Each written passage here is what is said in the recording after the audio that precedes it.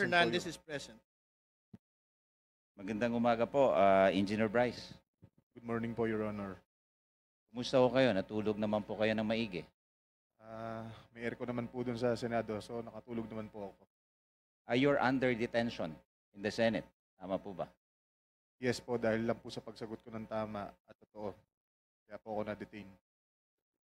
Dito sa aming pagdinig, basta sumagot ka lang ng tama at totoo, hindi ka madidetain. Dahil lahat ng pumupunta dito sa House of Representatives, as long as they're saying the truth, they will always be protected. Tama po ba? Naintindihan niyo po? Please answer. Opo, Your Honor. Sa pagpunta niyo dito, Engineer Bryce, meron ho kayong prepared statement? Meron po. Can you, did you submit it to the committee? Hindi ba po, Your Honor? Bakit po? Are you willing to submit the same before this committee?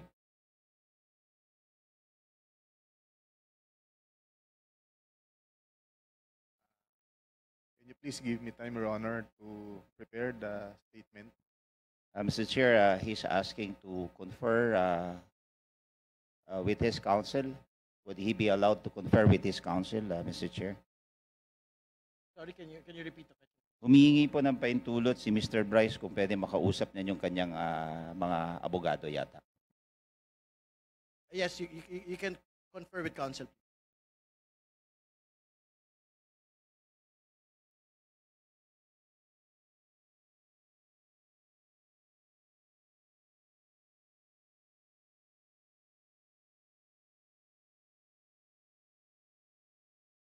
Mr. Chair, may I interject just one question? Wala pa naman eh. Just one question. Just one. May I know if SYMS, Wait lang po. are they around? Because last meeting, I asked that question. Yes, And they are here. They are here. May I know, nasan sila? SYMS, construction. Sims. Wait lang, Beso, wait. Done? All right. Okay. Thank you very much, Mr.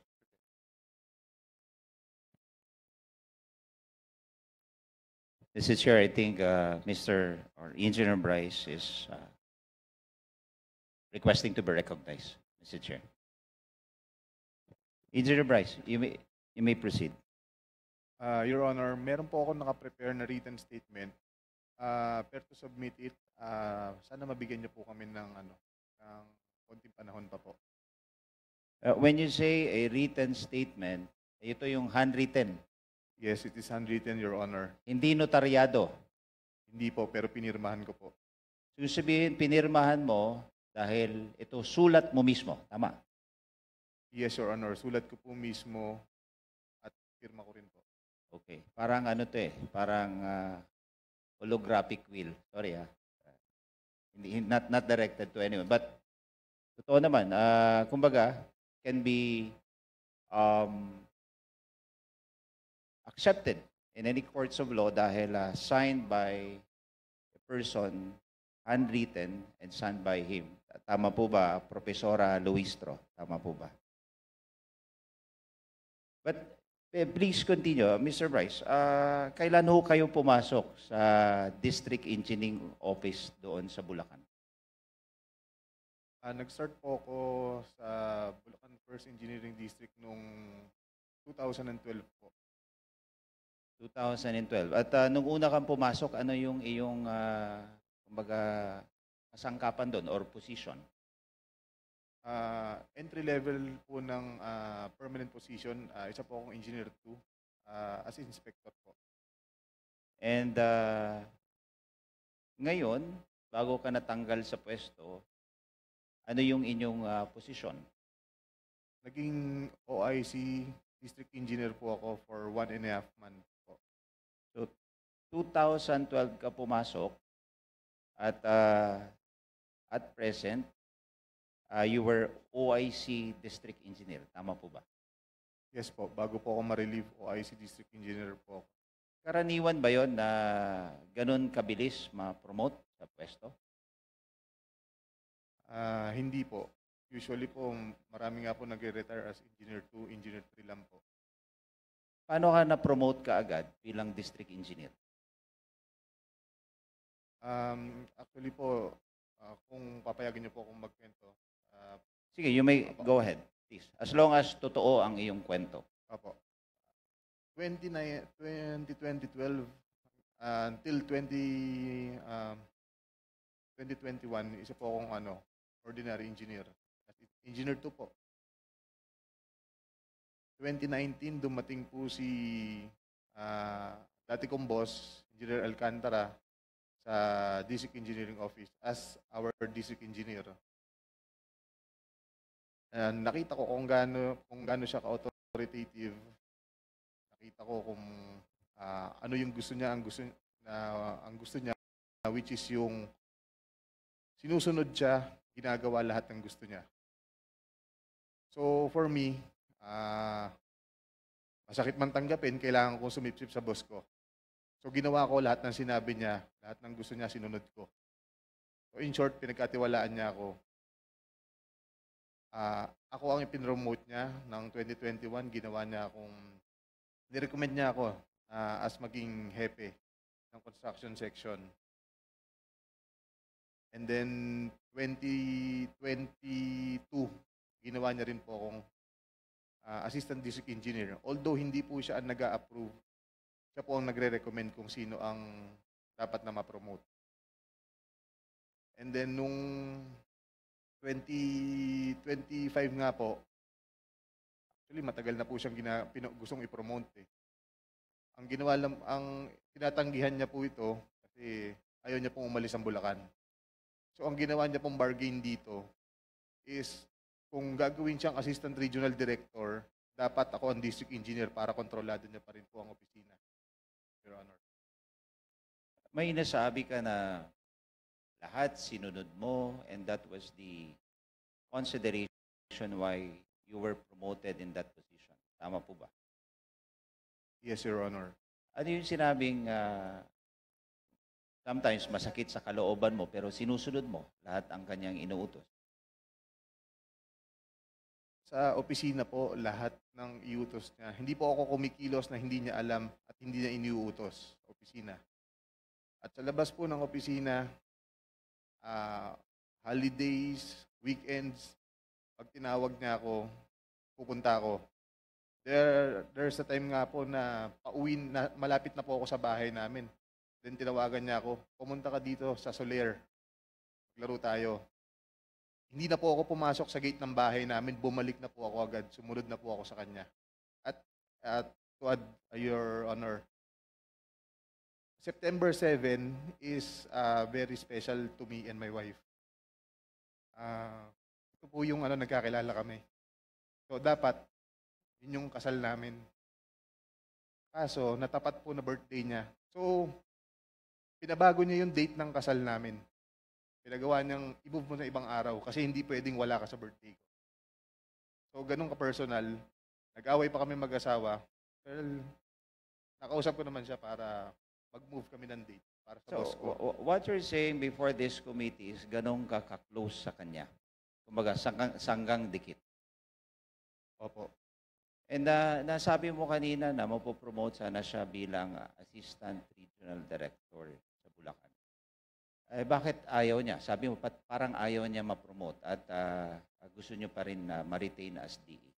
Can you please explain to us dito sa committee?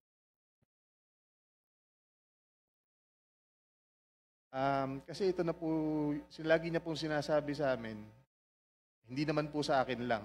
Pag nagmi-meeting kami, staff meeting ng office niya, ito na yung comfort zone niya. Taga dito na siya. Malaki po ang pondo ng opisina namin. Speaking of pondo, ito ba yung pinagkukunan ng mga proyekto na kung saan ito na yung subject ng controversy or ghost project sa Bulacan? Tama po ba? Yes po, Your Honor. Some, not all. Some are. Yes po.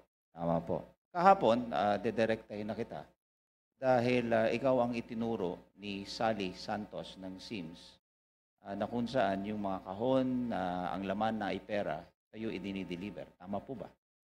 Yes, Your Honor. Sa office ko po dinadala ni Sally Santos lahat ng pera na nakakahon.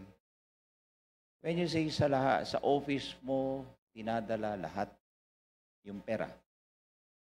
Can you tell us, before this committee, kung gaano nakalaki ang dinalang pera ni Sally Santos sa office mo? Mula po nung 2022, billion na po. 2022, Yes po, Your Honor. bilyon. Saan napunta yun? I mean, sa'yo lang lahat? Your Honor, hindi po. Lahat po ng dinedeliver ni Sally Santos na pera na nakakahon, wala po akong ginagalaw doon. Yun po ay pinakukuha rin ng boss ko sa opisina ko. Kaya lang po doon pinapalagay kasi wala pong taong umakit doon sa opisina ko. Wala po akong katabing opisina doon. Napakasanto mo naman. Yung bilyon na hindi nababawasan at wala ka man lang party doon. Mula 2022. Teka muna, 2022 hanggang anong taon? Yung bilyon na yon? 2025 po. 2022 to 2025. Okay. So sabihin na natin, deliver sa opisina mo, para kanino yon? Para kay District Engineer Henry Alcantara. Alam mo, Engineer Bryce, sabi ko sa'yo, itong committee na to, you can only be protected if you will say the truth. Naintindihan mo po ba? Yes, Your Honor. Pag sinabi mo kay Engineer Bryce, yung lahat na yon napunta kay Engineer Bryce? Kay Engineer Alcantara po. Engineer Alcantara, sorry. Hindi ko po alam kung sa kanya napunta lahat yon, pero siya po ang nagpakuha lahat ng pera na nakakahon na yon. Imposible naman na lahat lang yon kay Engineer Alcantara. Magpakatotoo ka dito sa ating committee ba? May Go ahead. para magsalita po ako ng mga involved dito kung kanino po napupunta yon. Siyempre, tatakot din po ako sa buhay ko, sa pamilya ko. Kasi hindi naman po birong tao itong mga involved dito eh. As I've said, So- Engineer Bryce, you will be protected by this committee as long as you will say the truth.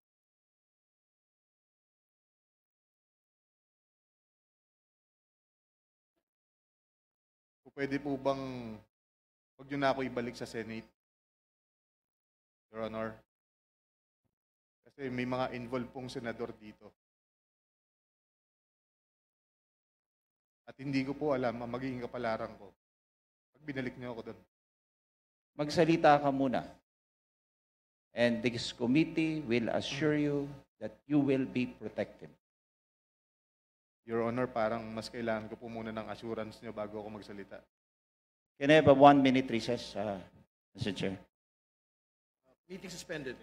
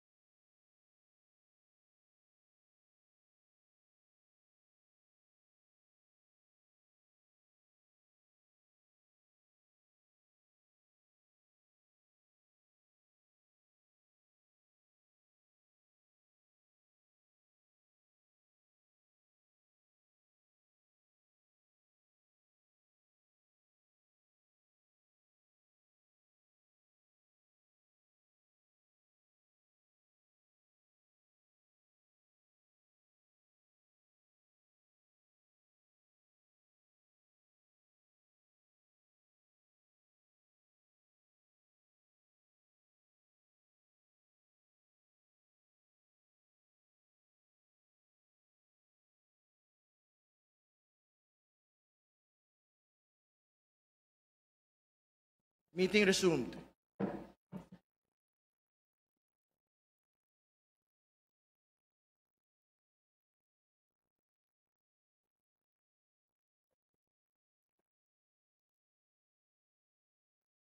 So the previous question of Engineer Hernandez is an assurance of safety and security. The committee commits to your safety and the safety of your family. We will coordinate with the Senate Blue Ribbon Committee to ensure that you may remain with the House. So within the day, we will speak with our Senate counterparts to make sure that you will remain with the House for as long as needed. Thank you, Your Honor.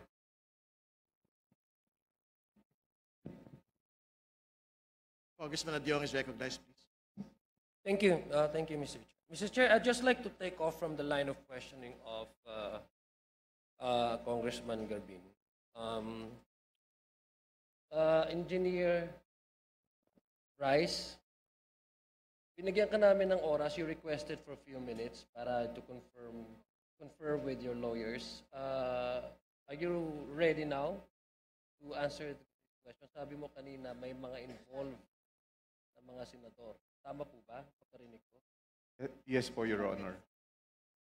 So, kanina sinabi mo na mga involved na senador. Ibig sabihin, kasi the line of questioning kanina is that you were receiving a certain amount from Sally Santos. Tama po ba?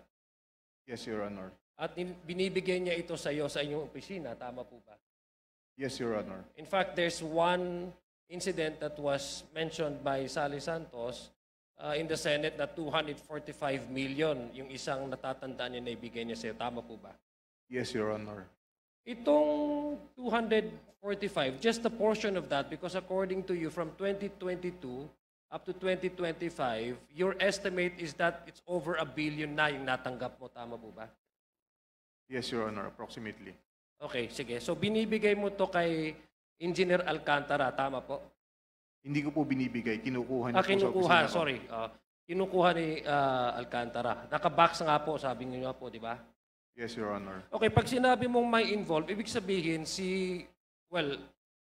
logic would dictate and you don't need to be a rocket scientist para to assume that yung binibigay ay may hati-hati. Tama po ba? May breakdown.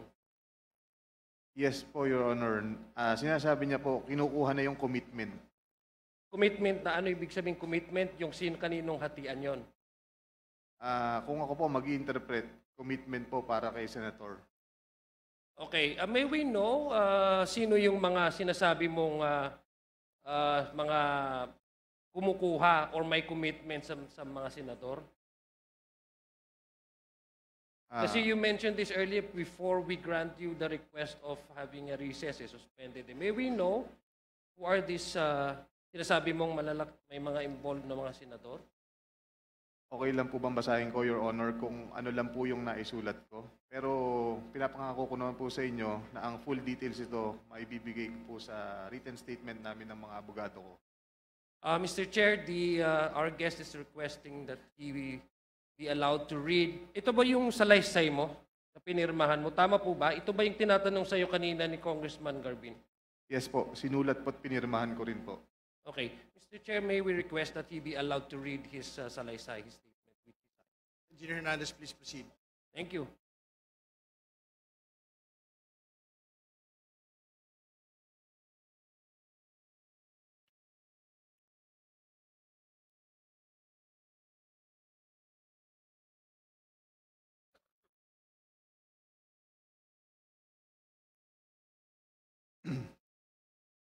Good morning, Your Honor, Mr. Chair.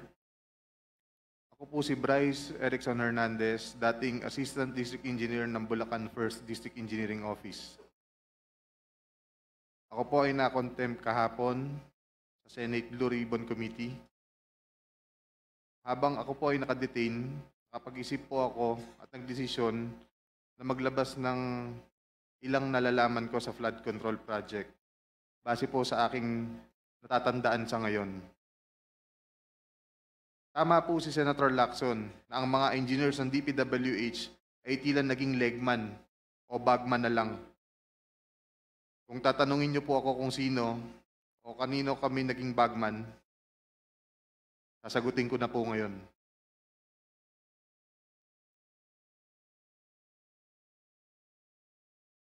Sabi ni Senator Marcoleta kahapon, ligtas ka na. Hindi po ito totoo. Si Senator Jinggoy Ejercito Estrada, Senator Joel Villanueva, Yusek Robert Bernardo, at D. Alcantara.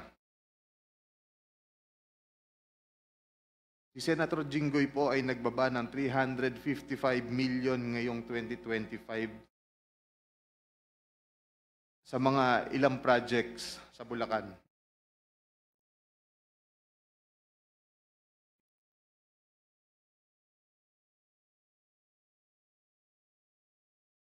At ang sabi po ng boss ko dito ay 30% ang commitment dito. Ang mga projects po na to ay